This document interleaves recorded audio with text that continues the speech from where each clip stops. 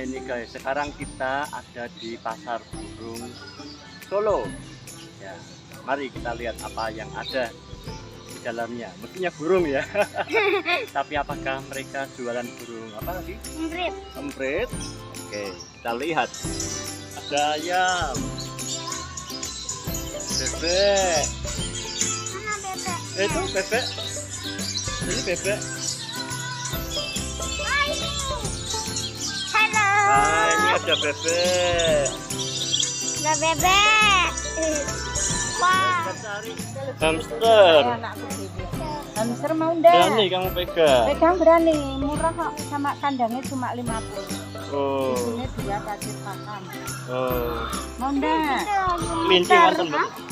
Landak mini. Oh, landak kecil. Landak kecil. Hamster tuh kencing. Ini landak mini. Oh, ini ada landak. Landak kecil.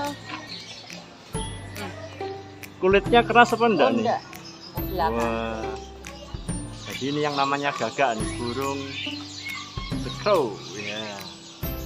Ini biasanya memakan daging ya. Mati karena ketemu sama ulatnya. Iya. Dulu waktu dia masih hidup memakan ulat. Sekarang setelah dia mati dimakan ulat. Balikannya. Heeh. Ya, yuk kita lanjut jalan-jalannya. Ini karena sudah kesorean maka sudah banyak yang tutup.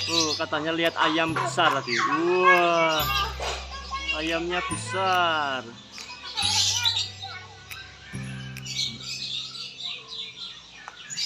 Hidup ini terasa sangat menyenangkan saat kita masih kecil. Semua tampak berwarna-warni cerah dan indah.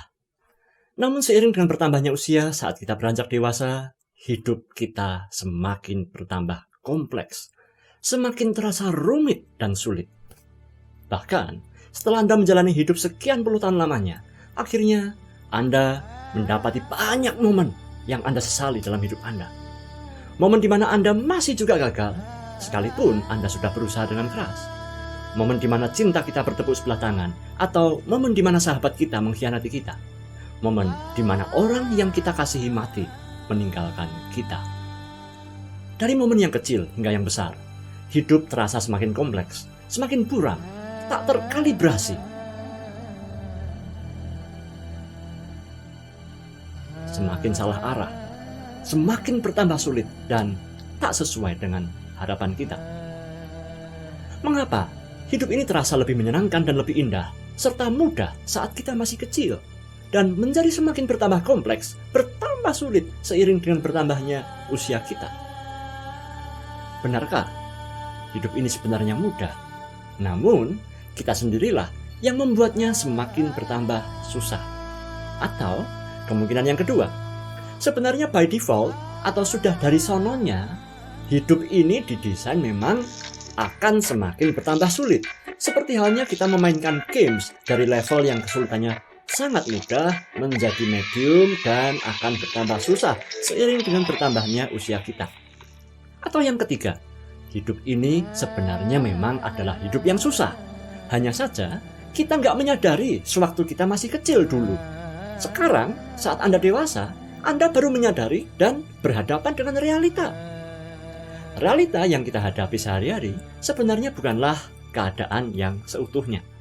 Realita yang kita lihat sebenarnya hanyalah 1, 2, 3 atau beberapa dari sisi yang tidak utuh dari keseluruhan fakta yang ada. Realita yang kita lihat sebenarnya hanyalah hasil dari persepsi kita atas fakta yang ada. Persepsi hasil dari ciptaan benak kita. Otak kitalah yang merangkai-rangkai objek-objek tak beraturan dari sudut pandang tertentu sehingga menghasilkan sebuah tulisan atau pengalaman. Sudut pandang yang berbeda akan menciptakan persepsi atau realita yang berbeda. Dan itulah yang dikatakan oleh Arthur Schopenhauer, seorang filsuf Jerman yang hidup di abad 19. Hidup ini telah didesain dengan desain yang memang penuh kesulitan. Hidup manusia memang didesain oleh Tuhan untuk fana, tidak kekal, dan buktinya manusia diciptakan dari tanah liat, yang artinya fana. Anak-anak Adam terlahir dalam desain hidup yang memang sudah sulit karena perilaku orang tuanya. Desain dengan kecenderungan di mana ada kejahatan dan dosa yang tahu-tahu sudah ada tanpa diminta. Ada semacam kutukan akibat dosa asal para pendahulunya. Dan kita yang tiba-tiba lahir di dunia ini hanya bisa menerima, walaupun tanpa meminta. Sebuah kondisi dunia yang fatalis dan memang pesimistis. Sebab semua yang ada di dunia ini hanyalah kesulitan dan kesulitan hingga akhirnya kita mati. Apalah arti hidupmu? Hidupmu itu sama seperti uap yang sebentar saja kelihatan lalu lenyap. Adapun manusia, hari-harinya seperti rumput, seperti bunga di padang, demikianlah ia berbunga. Apabila angin melintasinya, maka tidak ada lagi ia, dan tempatnya tidak mengenalnya lagi. Kita tiba-tiba sudah lahir dalam perangkap penjara dunia yang penuh kesulitan ini. Lalu, bagaimana kita bisa bahagia jika hidup ini sedemikian menyakitkan? Lalu bagaimana dengan firman Tuhan yang mengatakan bahwa semua yang Tuhan ciptakan itu sungguh amat baik? Bukankah semua ayat ini saling bertentangan? Alkitab memang menuliskan bahwa di sisi lain dalam hidup ini terjadi secara pesimistik, kelabu dan buram. Semua terdiri dari warna hitam putih dengan banyak warna abu-abu. Namun, bukankah warna hitam putih dan abu-abu adalah sebuah dimensi warna yang lain dari saturasi yang berbeda? Dan di mata Tuhan, hidup Anda tidak semata-mata pesimistik, bernuansa kematian, penuh dengan kesusahan dan penderitaan. Lukas pasal 12 ayat 4-12. Tuhan Yesus bersabda, "Aku berkata kepadamu, hai sahabat-sahabatku, janganlah kamu takut terhadap mereka yang dapat membunuh tubuh dan kemudian tidak dapat berbuat apa-apa lagi."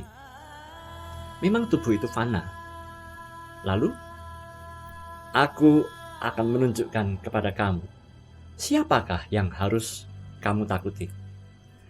Takutilah Dia yang setelah membunuh mempunyai kuasa untuk melemparkan orang ke dalam neraka.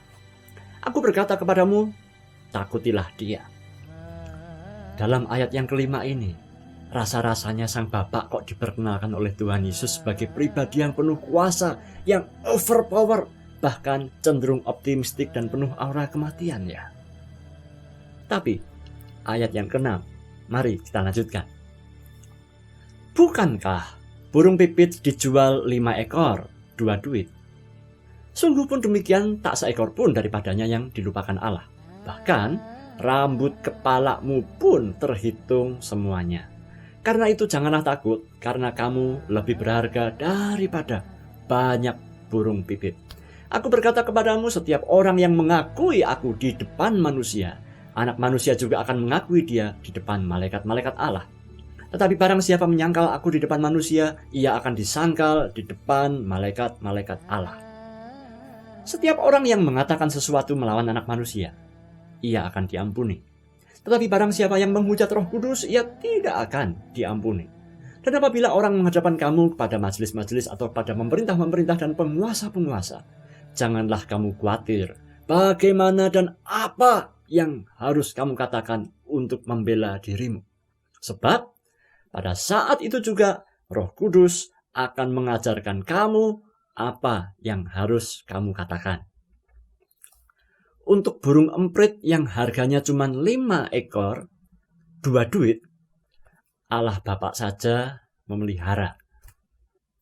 Seduit dalam bahasa asli perjanjian baru yaitu drachme, yang kalau dikonversi dengan harga rupiah hari ini adalah 50 rupiah.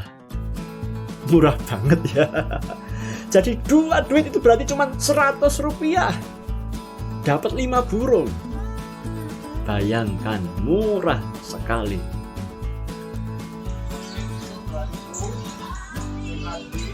Ya?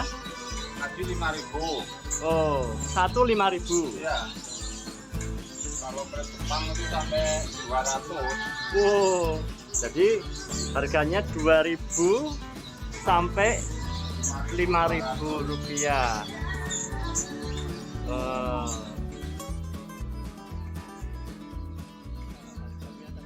Untuk uban di rambut kita saja Allah mau ngopeni. Maka Tuhan menjamin hidup Anda dan saya.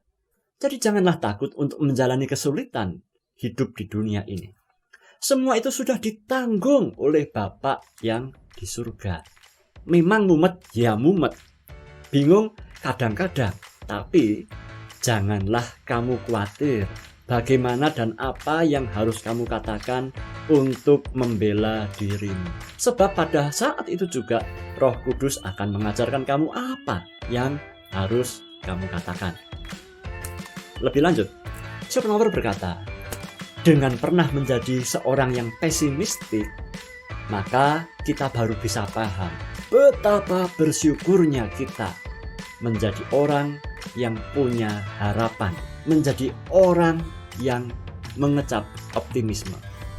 Sebab di balik semua kesulitan dan penderitaan yang ada di dunia, Tuhan juga menganugerahkan a will to life.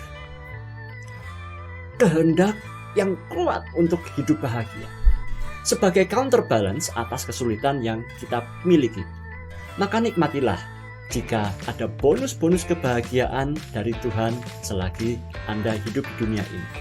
Bonus-bonus kebahagiaan yang mungkin sederhana. Entah itu dengan senyum keluarga kita yang rukun, damai, dengan kesehatan, dengan candaan yang kita tonton di media sosial. Semua bonus-bonus kecil itu patut Anda nikmati. Tanpa rasa pahit dan hambar, Anda tak akan paham betapa nikmat dan bersyukurnya rasa manis, asin, atau kecut, walau hanya sekecap. Maka, lanjut Schopenhauer, terimalah keterbatasanmu. Manusia memang terlahir dalam keterbatasan yang tak dapat ditawar, yaitu dalam bingkai ruang dan waktu. Kita tidak bisa memilih gender kita, jenis kelamin kita, dari keluarga mana kita dilahirkan, atau di negara mana kita terlahir. Maka, rangkul dan pelajarilah situasi diri kita masing-masing tadi. Dan yang ketiga, Anda diberi kekuatan untuk berhenti, untuk memilih dan merenung. Maka Tuhan akan menganugerahkan banyak kendali atas hal-hal yang semula tak nampak oleh perhatian kita. Kita akan dapat beradaptasi dalam situasi kesulitan tadi. Endless possibility ever. Kemungkinan yang tak terbatas yang Tuhan sudah sediakan untuk Anda. Roh Kuduslah yang akan menjadi pemandu Anda. Jadi berusahalah untuk memahami pola kerja di dunia ini dan konsultasikanlah senantiasa rencana Anda pada Tuhan dalam doa. Niscaya, apa yang tak pernah dilihat oleh mata dan tak pernah didengar oleh telinga dan yang tak pernah timbul dalam hati manusia, semua itu yang disediakan Allah untuk mereka yang mengasihi Dia. Amin.